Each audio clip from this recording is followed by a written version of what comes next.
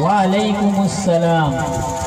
نحمده ونصلي على رسوله الكريم أما بعد فقد قال الله تبارك وتعالى في القرآن المجيد أعوذ بالله من الشيطان الرجيم بسم الله الرحمن الرحيم ذلك الكتاب لا ريب فيه هدى للمتقين وقال النبي صلى الله عليه وسلم خيركم من تعلم القرآن وعلمه۔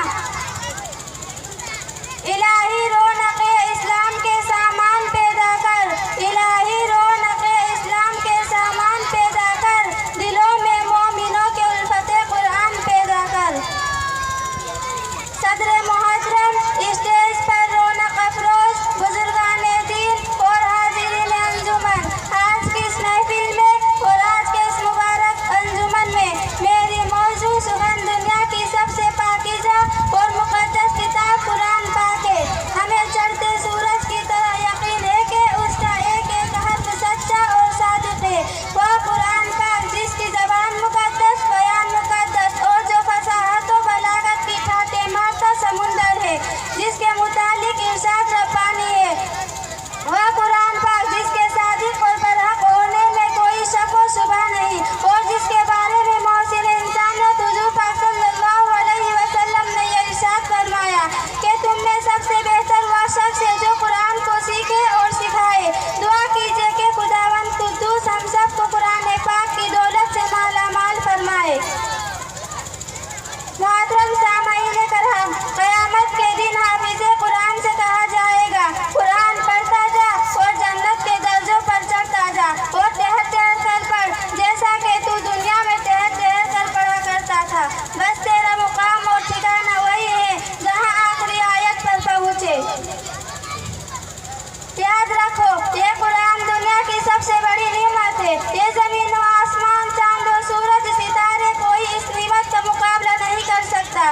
یہ رب کائنات کا مقدس اور عظیم کلام ہے، اور کیوں نہ ہو اس کا اتارنے والا امین، جس کے ذریعے اتارا گیا وہ بھی امین، جس ذات پر نازل ہوا وہ بھی امین، جس مقام پر نازل ہوا وہ بھی امین، جس مہینے میں نازل ہوا وہ تمام مہینوں سے افضل، اور جس رات میں نازل ہوا وہ ہزار مہینوں سے بہتر ہے۔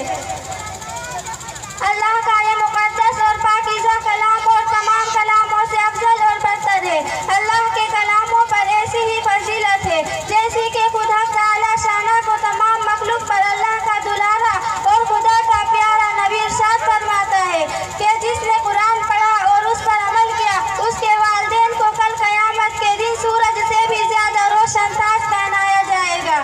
غور کرنے کا مقام ہے کہ والدین کو اس گرہ قدر انعام سے نوازا جائے گا تو خود پڑھنے والے کے مقام اور مرتبہ کا کیا عالم ہوگا۔ حضرات، قیامت کا میدان ہوگا اور ایسے 10 آدمی جن کے لیے جہنم واجب ہو چکی ہوگی، حافظ قرآن اپنے رب کی بارگاہ میں سفارش کرے گا، پروردگار عالم اس کی سفارش قبول کریں گے اور ان کو اس حافظ قرآن کی برکت سے نجات عطا ہوگی۔ خدا نخواستہ آج ہم نے اپنے بچوں کو 2 پیسے کے لالچ میں دین سے دور رکھا اور ہماری نظر آخری نعمتوں کے بجائے دنیاوی ڈگریوں پر رہی، تو یاد رکھیے خدا کے یہاں جواب دینا ہوگا۔ اسی پر میں اپنی تقریر کو ختم کرتی ہوں۔ دعا کیجیے کہ اللہ تعالیٰ تمام مسلمانوں کو قرآن سیکھنے، سکھانے اور عمل کرنے کی توفیق عطا فرمائے۔